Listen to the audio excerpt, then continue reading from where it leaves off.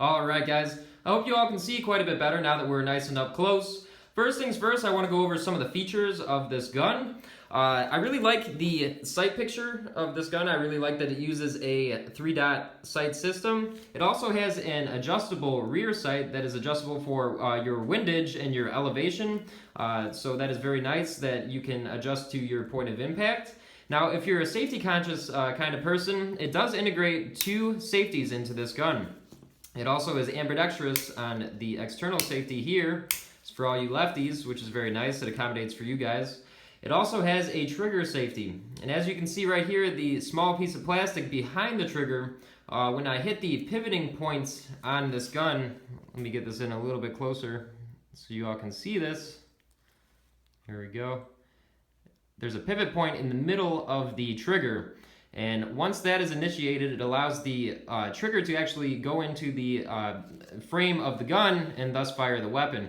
But now if you push it at the top of the trigger, it will bump into the lower half of the gun or the frame, and it will not allow the gun to fire.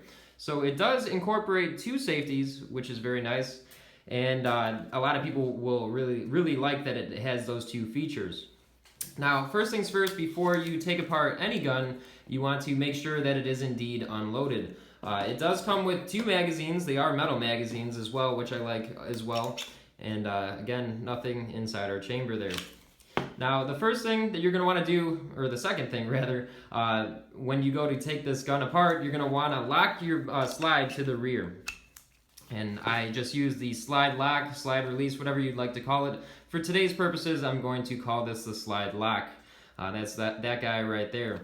Now, this is your safety here. This has nothing to do with the takedown procedure, but this is your takedown lever. That lever is going to be folded downward. As you can see, I'm going to push this down. Now, it is spring assisted, so it is quite easy once you have it locked back to the rear to be able to fold downward. And as you can see in the frame here, there's a cutout to accommodate for the swinging motion of this latch here. Now, the fourth thing, if you will, you're going to want to do is pull back on your slide and lift upward. As you can see, I'm pulling back and lifting upward. Now that allows the slide to slide forward and come straight off. And that gives you access to your barrel and your spring assembly, which is pretty cool if you ask me. Now, something to note about this spring here, it only goes in one way. So if I try to put it in the wrong way here, it won't go in all the way.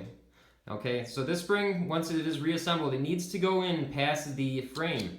I'll put it in the correct way now. Get it lined up there. As you can see, it is past the frame where it should be. Now, another thing that I like about this gun, it incorporates a fixed barrel, which is very much like a Walther design. I like that quite a lot, and it allows the gun to be very accurate, especially for its small size. It also has a threaded barrel if you are in a state where that is allowed to have a suppressor. Unfortunately, I live in Illinois, very close to Chicago, and that is off limits for us around here, unfortunately. So, another thing I like about this gun, it is made to look like a striker-fired weapon. What that means, a striker-fired weapon is going to have a firing pin that actually strikes the primer of the projectile that you're shooting. But this is actually a hammer-fired gun, and it uses an internal hammer, and it also has a magazine disconnect. You have to actually put the magazine in to be able to fire the gun. That's what a magazine disconnect means. It will not fire if the gun does not have a magazine in it, and that's the hammer right there. Again, I'll show you guys that right now. I'm going to ease it forward to not damage the gun. Now that is what actually hits the firing pin that is on the inside of your upper half of your gun here. It's probably not going to show up, but it's right inside there. Now, when you go to reassemble the gun, I'm going to drop back our hammer here. You're going to just reverse the order. Now, you're going to take your spring, and you're going to most definitely want to put it in properly. There you go. We're past our frame there. Alrighty. Then you're going to take your slide. Now you have a large hole and then a small hole. The large hole is for your fixed barrel, like I was talking about a moment ago, and then the small hole accommodates your spring assembly. So you're gonna make sure the spring is all the way back. You're gonna slide her in like so. You can see it's starting to poke out the front there. And then you pull back on the slide and then push downward.